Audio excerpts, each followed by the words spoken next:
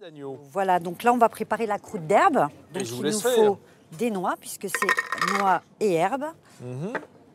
Et on va les mixer. Je sais qu'on fait de l'huile de noix en Bourgogne, donc il doit y avoir des noix. Hein. Oui, on est gâtés en noix chez nous. Donc, une fois que vous avez mixé vos noix, Oui, grossièrement. Hein. grossièrement, puisqu'on va remixer encore après avec les autres ingrédients. Hein. Donc, on va rajouter du persil. Donc, généralement, moi, je rajoute juste 2 branches. D'accord. Voilà. Un petit peu de cerfeuil également. Un peu de cerfeuil également. Donc, moi, je le fais à la louche, mais je vous conseille de mettre 3 cuillères à soupe de chaque. Moi, je le fais à la louche, mais faites-le à la main. Donc, on remixe. Elle n'aime pas la noix, hein. Elle se défend. Ah, Vous avez oui, vu comment elle râle? Ah, le cri de la noix. Ouais. C'est une noix bourguignonne. On va rajouter donc le beurre. D'accord. Alors Vincent, je vais vous demander Oui, un oui, petit bah, peu d'aide. Merci, suffit de c'est demander, hein, gentil, moi je suis là Vincent. pour ça, hein, vous savez. Et on va rajouter un blanc d'œuf pour pouvoir lier. Alors excusez-moi. Alors là, il faut clarifier. Ça va aller. Là, oui. Oui, ah, bah, si. Ça va suffire. Oui. Je peux reprendre la main si vous le souhaitez. Mais moi, je ne demande qu'à servir. Merci. Est-ce qu'on va Non, filmer le on va non, pas c'est le la peine? filmer. Non, c'est pas la peine.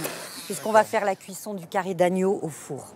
Bon, très bien. Et on rajoute donc 3 cuillères à soupe de chapelure. La chapelure blanche, blonde. Blonde, oui. Après, si vous avez du pain rassis à la maison ou des biscottes, vous pouvez le mixer et en faire une chapelure. Alors la suite, on va faire saisir la viande avant de la badigeonner avec la croûte pour la passer Allons-y, ensuite alors. au four. Donc Donc on dans met une poêle un peu chaude, un peu l'huile chaude, d'olive. de l'huile Il y a tout ce qu'il d'olive. faut là, dites donc. Oui. Vous qui êtes d'un Tout ça, c'est pays... des plats de chez moi, vous savez.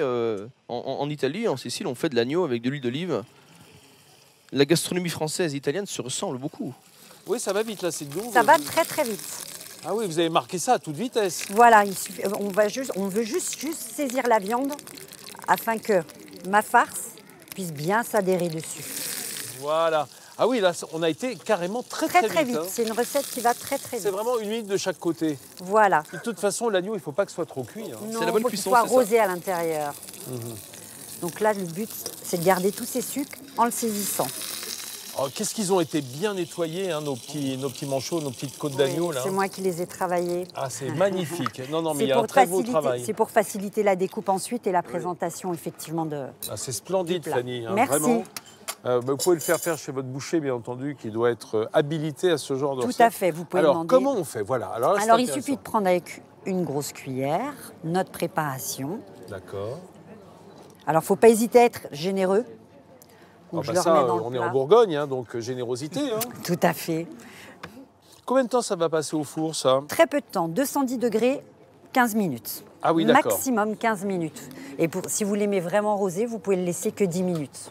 Ça donne drôlement envie, rien qu'à voir ça déjà avant cuisson. C'est printanier, c'est prime sautier, c'est herbacé, c'est bucolique. Enfin, c'est la cuisine de Fanny, quoi. Donc là, je les retire et on va les mixer. Donc on va faire une purée. Et là, je ne rajoute pas de beurre, je rajoute 100 ml de crème. Et de la tomate confite? Et de la tomate Mais confite ça, c'est pour pour appeler faire la plaisir à Méditerranée. Mario. Voilà, Barbeca. exactement. Mais c'est un plat méditerranéen, elle vient de le dire. Voilà. Ah, évidemment. Et nous mixons.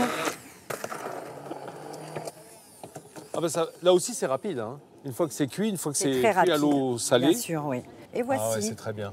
Et ça garde un petit peu de granulométrie, on Oui, va tout dire. à fait. Il faut garder un peu de matière. On pourrait la lisser un peu plus, mais il faut garder quand même de la matière. Oui, on aime bien ça. Le carré d'agneau a cuit quoi, une dizaine de minutes? 10 à 15 minutes. 10 à 15 minutes. À 210 degrés, suivant vos goûts par rapport à la viande, si vous l'aimez rosée ou bien cuite. Après, si vous l'aimez vraiment bien cuite, vous pouvez le laisser 20-25 minutes. Est-ce que la question se pose, Fanny? Non. 2 côtelettes par personne? Oui, on peut être généreux, on Et peut la en mettre purée de 3. fèves? Voilà. Petite cuillère, voilà. Vous demandez peut-être, si vous n'avez pas suivi la recette, ce qu'on est en train de faire. Alors, on a ce carré d'agneau qui est en croûte d'herbe, herbe et noix, Herbe et noix, oui. j'ai entendu, et la purée de fèves, dans laquelle on voit des petits filaments rouges qui sont les tomates confites, hein, qui vont Voilà. apporter un petit peu Tomates d'acidité séchées. peut-être. Voilà, tout à fait. Ça apporte un peu d'acidité, un peu Il de va couleur. goûter, Mario. L'invité goûte Avec toujours plaisir, en premier avec chez plaisir. nous. Il faut confier votre micro à Arnaud, qui fait ça magnifiquement.